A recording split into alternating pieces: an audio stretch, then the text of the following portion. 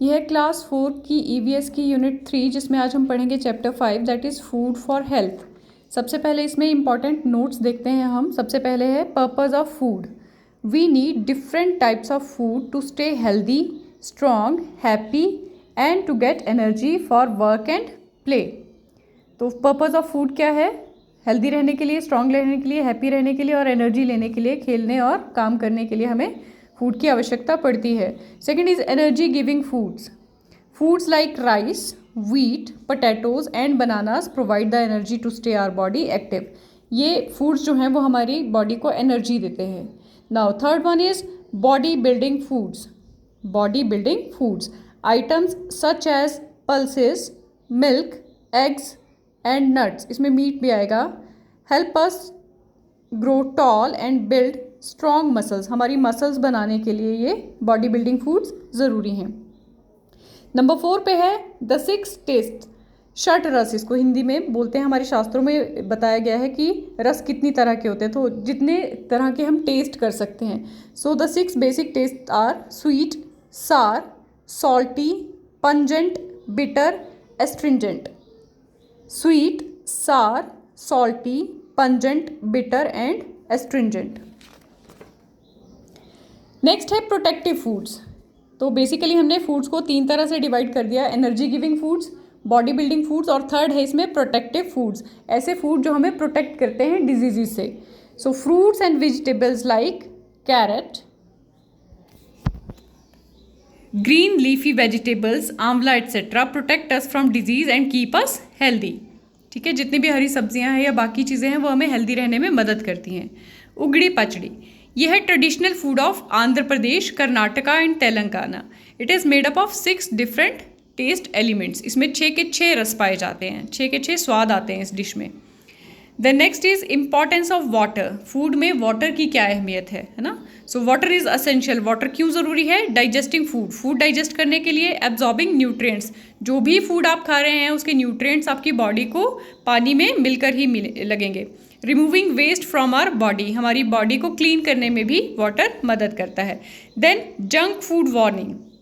Junk food होता क्या है? पिज़्ज़ा, बर्गर, चिप्स या जो भी पैक्ड फूड आप खाते हो, है ना? We should avoid junk food as they contain unhealthy oil and high sugar level and salt level. इसमें अनहेल्दी ऑयल यूज़ किया जाता है और जिसका शुगर लेवल और सॉल्ट लेवल भी बहुत हाई होता है। ये हमें हेल्दी नहीं रहने देता, इसलिए हमें जंक फूड अवॉइड करना चाहिए।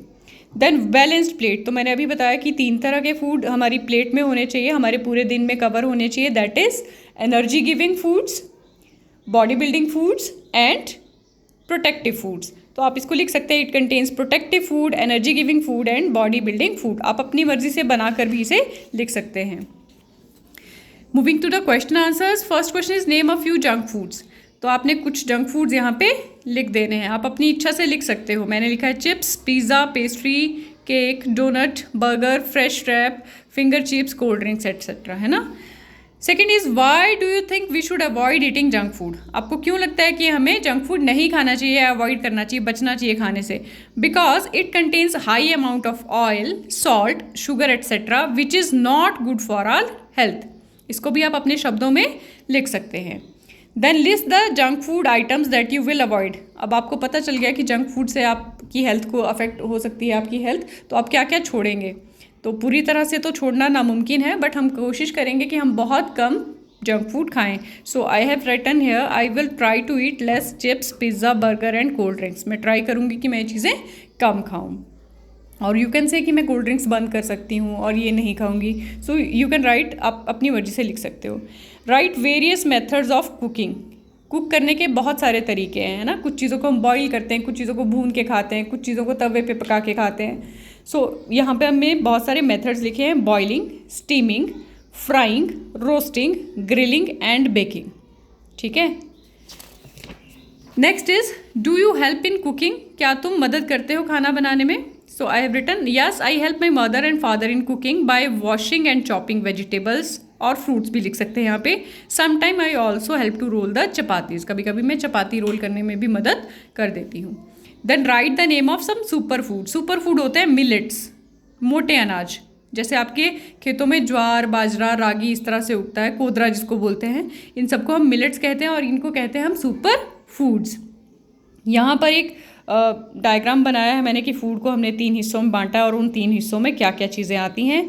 आप इन्हें पढ़ सकते हो, आप इसका स्क्रीनशॉट लेकर आराम से इसे पढ़ सकते हैं या वीडियो पॉज करके पढ़ सकते हैं। ठीक है, नाउ लास्ट क्वेश्चन है इसमें, What happens if we eat food from a single group of foods every day? अगर हम एक ही तरह का खाना रोज़ खाते रहें तो क्या होगा? सो आंसर है, it will create severe nutrient deficiency.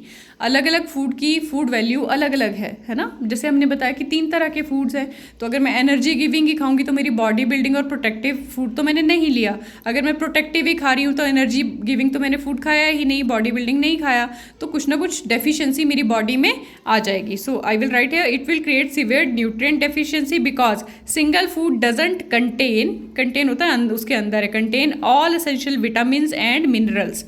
एक फूड में सारे एसेंशियल विटामिन और मिनरल नहीं हो सकते। इट में cause weakness and chronic health issues, इसकी वजह से बहुत बड़ी बीमारी भी आपको लग सकती है।